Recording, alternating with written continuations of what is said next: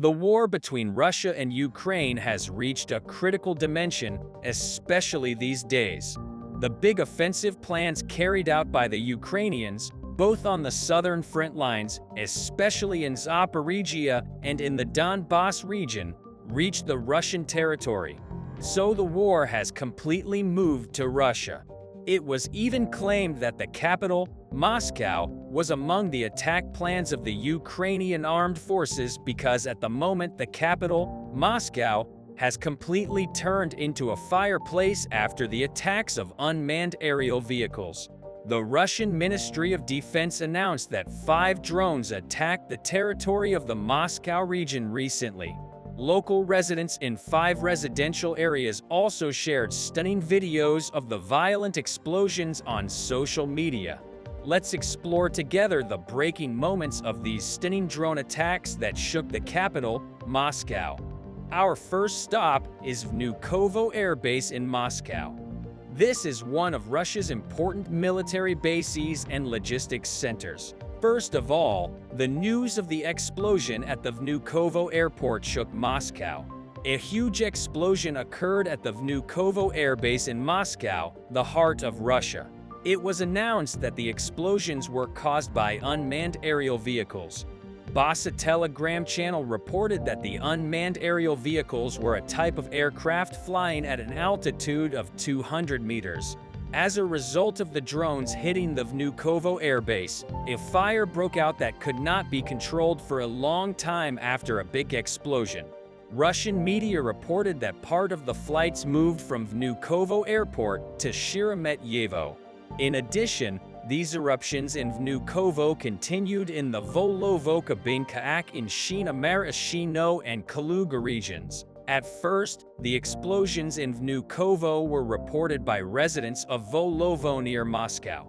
Allegedly, residents of Volyevo heard the sounds of Russian air defense after which columns of black smoke appeared in the sky. However, violent explosions were also claimed in the Volovo residential area. Local residents were very worried that the explosions in Vnukovo would spread to Volyevo. On the other hand, residents of Markeno also reported of the explosion at the Vnukovo airbase. Black smoke and explosions made Russian citizens in Markeno very uneasy. According to them, the smoke was coming from the Vnukovo airport. However, it was claimed that there were violent explosions in the Maraschino region and that security measures were taken in the settlement at the moment. Russian media reported that after the operation of the air defense systems, a total of 2 UAVs were shot down. It was also among the information that one of the UAVs used in the attacks near Moscow hit the Russian military unit in Kabinka. Moscow officials shared few details about the explosions at the Kabinka airbase. After the explosion at the headquarters of the Kabinka military unit, the Russian authorities directly cut off the media connection with this area. Although few details were shared, the huge black smoke that formed in the airspace of this military unit in Kabinka greatly worried the local residents. Remarkable explosion. News also came from Akinshina, a settlement near Vnukovo airport. Images of the explosions here were also published on social media. Local residents are quite restless because there are concerns about possible different explosions in the settlement. In short, Moscow and the residents of the region near the city had a long day because of the explosions. Currently, security measures continue in 5 regions near Moscow, in addition to the physical effects of the explosions near Moscow. The political effects also angered Russian citizens. Currently, in addition to the fact that Moscow and important Russian cities such as Rostov are still in a complicated situation due to the Wagner rebellion, the voice of Russian citizens against the government has been raised with the explosions. Striking protests against the Putin regime were held in Moscow. These critical explosions near Moscow also greatly diminished confidence in the Russian leader, Vladimir Putin, and the Kremlin administration. The reason for this was the fact that even the capital, Moscow, could be targeted if desired. Moscow officials had actually announced that before these attacks, the capital was protected by much more air defense systems. It was also reported in the press that electronic warfare systems were placed on the tops of high-rise buildings in both Moscow and St. Petersburg. However, it seems that these measures taken by the Russians were not enough. Many political and military officials claim that the Ukrainian army carried out these striking attacks near Moscow. Although the Russian authorities blamed Kiev for the 5 drone attacks that took place in Moscow, the Ukrainian authorities did not share any explanation on this issue. The Kiev administration did not claim responsibility for these attacks, but many international intelligence sources and Moscow officials agree that the Ukrainians carried out the attacks. Moscow Mayor Sergei Sobyanin shared critical assessments about the drone attack. Sergei Sobyanin claimed that the UAVs were sent from the territory of Ukraine, but there is no conclusive evidence on this. It's not known exactly where the UAVs were sent from to Moscow.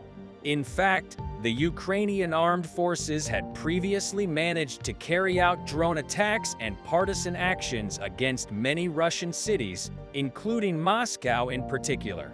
The Belgorod region on western Russia's border with Ukraine has been bombed and attacked by drones hundreds of times. In fact, a war correspondent, Yuri Kotyanakin, who followed the Russia-Ukraine war, recently stated on his Telegram channel that the Ukrainian army has turned Russia's border regions into a dead clash area. Among these areas, Belgorod has a special importance. It was among the most vibrant Russian cities on the Ukrainian border. But after the Ukrainian drone attacks on this city, Belgorod was completely turned upside down and the signs of life in the city were almost gone.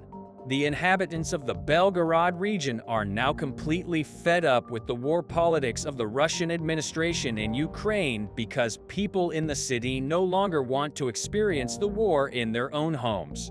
The attack in Belgorod, on the other hand, was an act of sabotage by a partisan group called the Freedom Legion for Russia. The Russian Volunteer Cause and the Russian Freedom Legion crossed the border in March and at the end of May, clashing with the border guards and regular forces of the Russian army. The Russian Freedom Legion then tried to capture Shebekino with a population of 40,000. Nearly a dozen villages and farms in and around the city faced shelling, blackouts, fires, and the panicked flight of thousands as the district governor urged residents to leave temporarily. The Kiev administration did not comment on the raids in Belgorod and Shebekino. However, experts reported that all these attacks were a warning shot and that larger attacks would affect other Russian cities in the coming days. Experts' predictions were confirmed by the drone attacks in Moscow, but according to some war analysts, these drone attacks near Moscow are not the real major attacks planned by the Ukrainian armed forces. In other words, in the coming days, much bigger and more violent attacks than all these offensive operations we have mentioned may affect Russia again. Putin is quite helpless on this issue because the Russian leader cannot yet control the war on Ukrainian soil. Now that Russia is also under attack, Putin is completely in a dilemma. If the Russian leader shifts his defense initiatives to these areas in order to prevent drone, missile, and sabotage attacks in his country, this time, his troops on the territory of Ukraine will lack in this regard. The Russian forces currently fighting in Ukraine have collapsed in terms of military resources and morale motivation. In summary, Russia's war in Ukraine didn't add anything positive to Putin or to Russian citizens. On the contrary, this war brought Russia back to the former Soviet era. Every country leader has some concerns. For example, leaders of countries with economic problems worry about going bankrupt. The concern of the leaders of countries with terrorist problems is to ensure the security of their country. All these problems are related to reasons such as the politics of the leaders, the geographical location of the countries, and global crisis. The most important of these reasons is undoubtedly the policy of the country's leaders, because a leader can make a country a superpower or cause its destruction.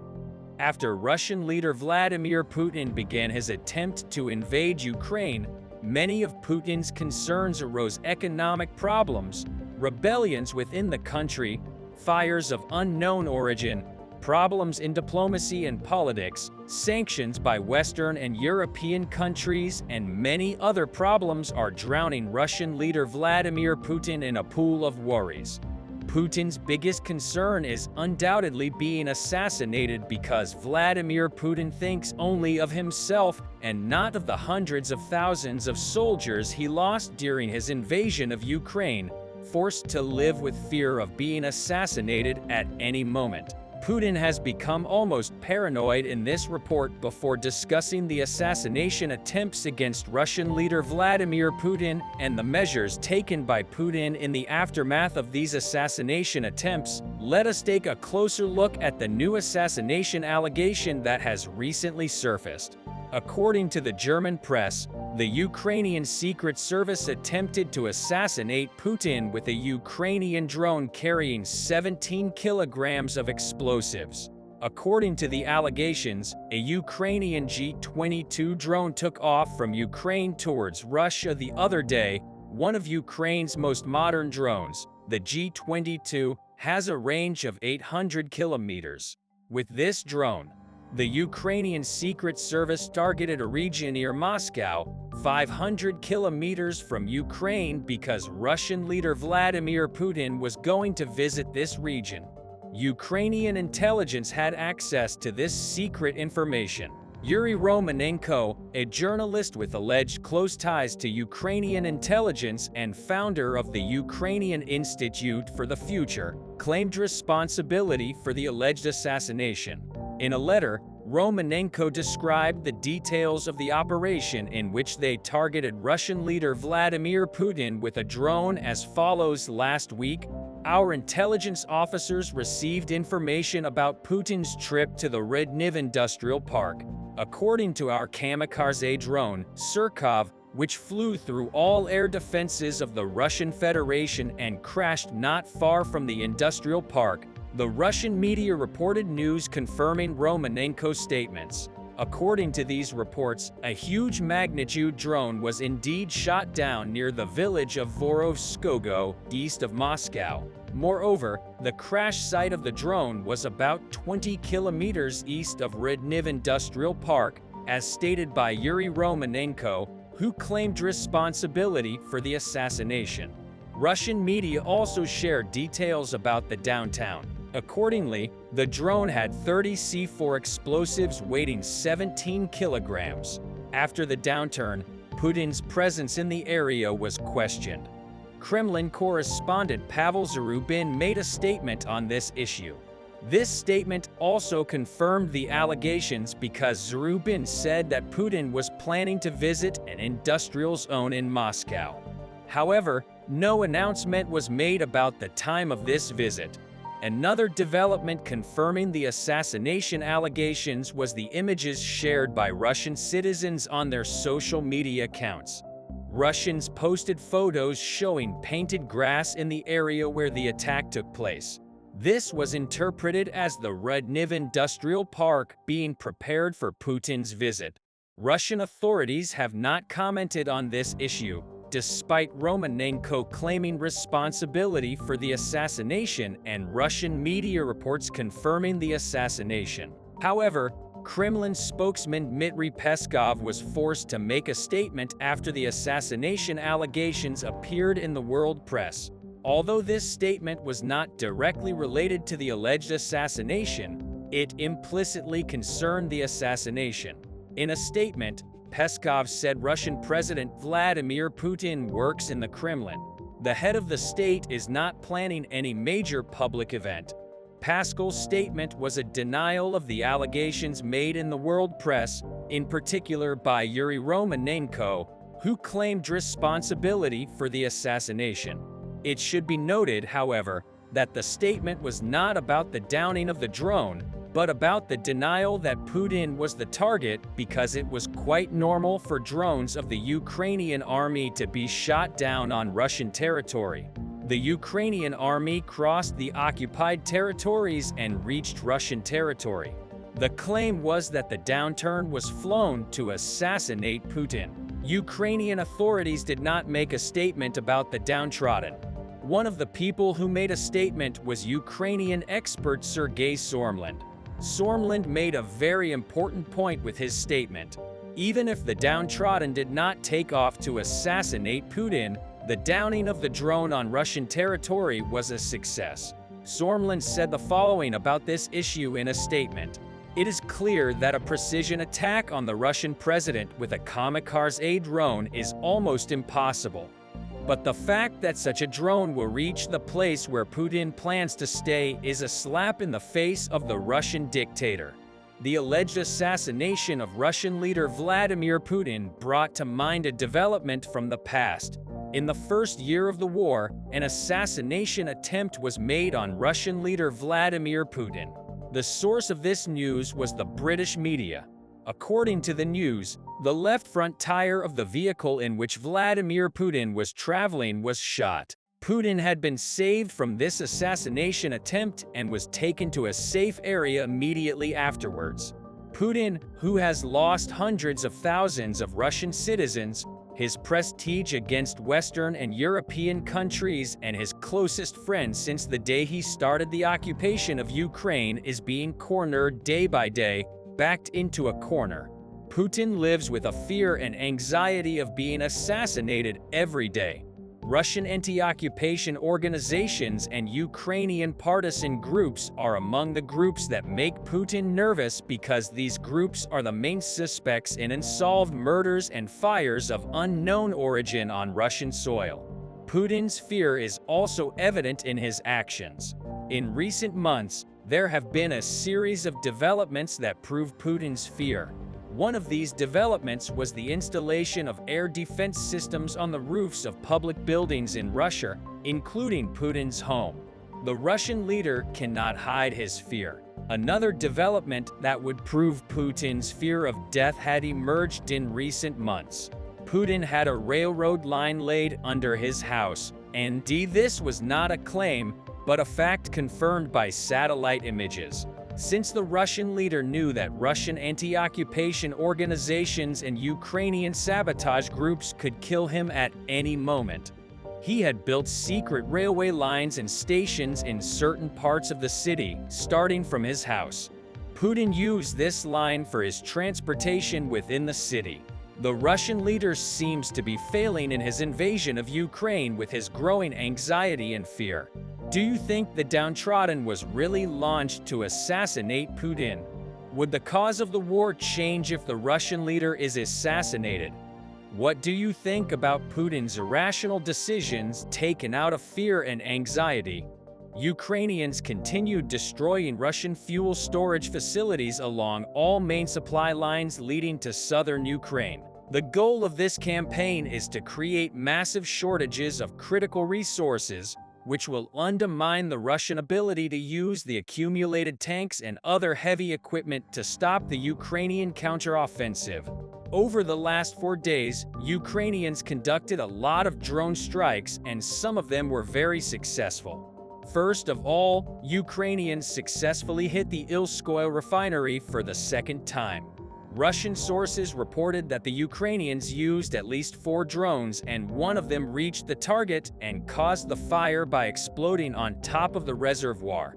The fire rapidly grew, and the square area reached up to 400 meters squared. But this time, the firefighters also managed to prevent the fire from spreading so far.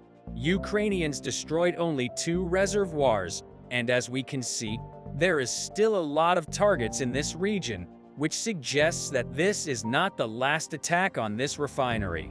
Another fire also broke out in the Krasnodar region. The cause of the fire still remains unspecified, but the object is an oil storage facility. The square area of fire grew even bigger than on the oil refinery and reached up to 500 meters squared. This is the fourth oil-related facility that has been damaged or destroyed over the last week, and all of them are located on the southern supply line, which means that it could be used for the Black Sea Fleet or the Russian equipment in Zaporizhzhia. Today, Ukrainians conducted another strike on the oil depot in Sevastopol.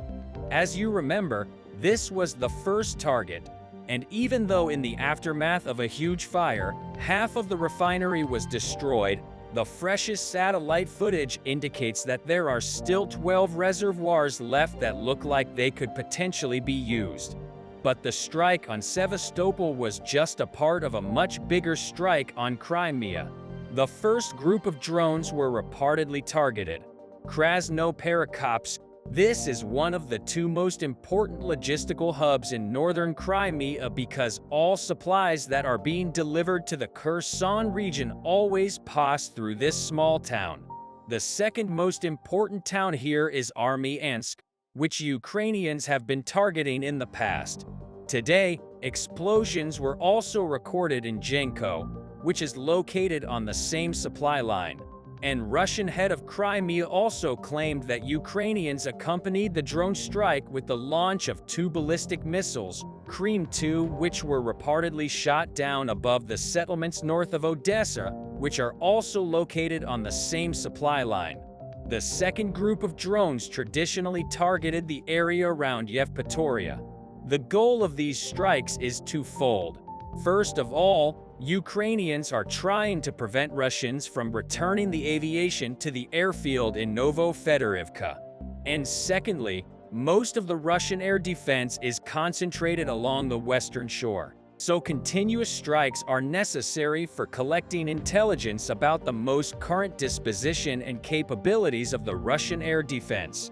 The third group of drones targeted Sevastopol and Kvardiski.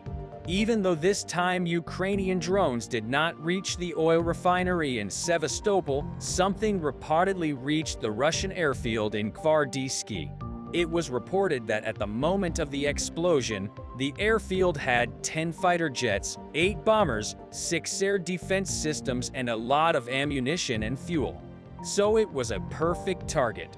Speaking about the airfield several days ago, Ukrainians also conducted a successful drone attack on the airfield in Bryansk. As a result, Ukrainians completely destroyed one plane and 124 and damaged the fuselage of another Un-124 plane. These are very scarce and important planes that are capable of delivering 120 tons of cargo.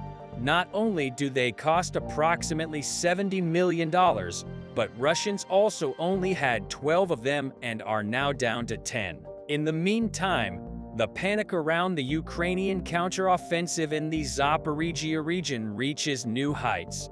The Russian head of the region claimed that they are expecting Ukrainians to launch a large-scale attack any day now because weather conditions have improved and the ground has dried out. That is why Russians have launched the second stage of massive evacuation. If previously they evacuated people from settlements between Vasilivka and Tokmak, explaining that this is where most of the fights are expected to happen, then now, evacuation was launched from all settlements between Enerhodar and Palahi, clearly indicating a much greater scale of the expected battle. The massive evacuation brought disarray to the region, and some civilians reported finding thrown-away military uniforms, claiming that soldiers were changing clothes and trying to take advantage of the disarray and desert by escaping together with the civilians because they did not want to be on the zero line when the counteroffensive is launched.